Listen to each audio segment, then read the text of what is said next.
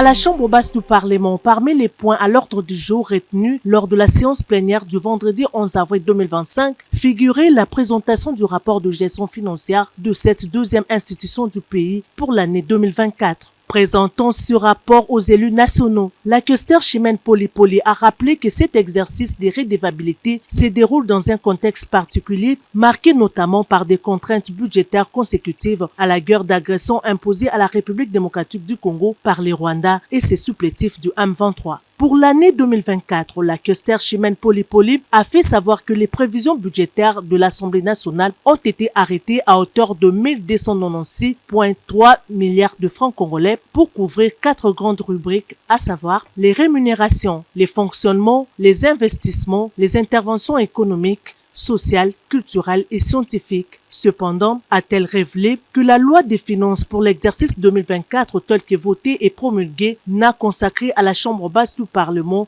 une enveloppe de 782,6 milliards de francs congolais, soit 60,37% des besoins véritablement exprimés. La dotation de notre Chambre a connu une diminution de près de 50% par rapport à celle de la législature passée, entraînant une rationalisation extrême des dépenses exécutées. La loi de finances pour l'exercice 2024, telle que votée et promulguée, n'a consacré à notre Chambre qu'une enveloppe de 782,6 milliards de francs congolais, soit 60,37% de besoins véritablement exprimés et dont la hauteur a été rigoureusement évaluée par une commission technique mise en place à cet effet. Sur cette enveloppe accordée de 782,6 milliards de francs congolais, seulement 718,1 milliards de francs congolais ont été effectivement décaissés par le Trésor public, réduisant le taux de couverture de besoins réels de l'Assemblée nationale à seulement 55,39%, sans compter l'incidence de taux de change. Au courant de l'exercice budgétaire écoulé, notre Chambre législative a fait face à plusieurs difficultés majeures dans la gestion des finances, notamment une dotation mensuelle largement inférieure aux besoins réels, comme je l'ai souligné précédemment, soit 28,8 milliards de francs congolais reçus contre 48,9 milliards attendus.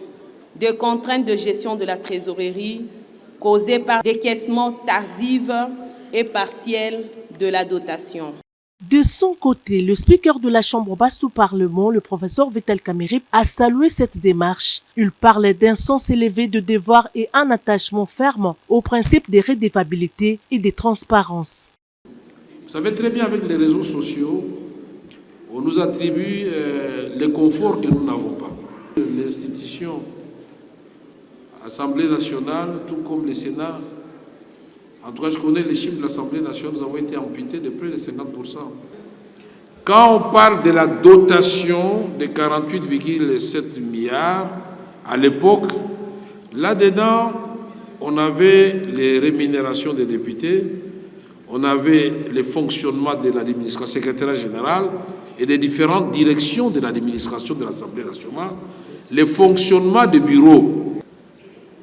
Nous arrivons, le budget, une réduction de 60,37%. Et on s'est compris les rémunérations,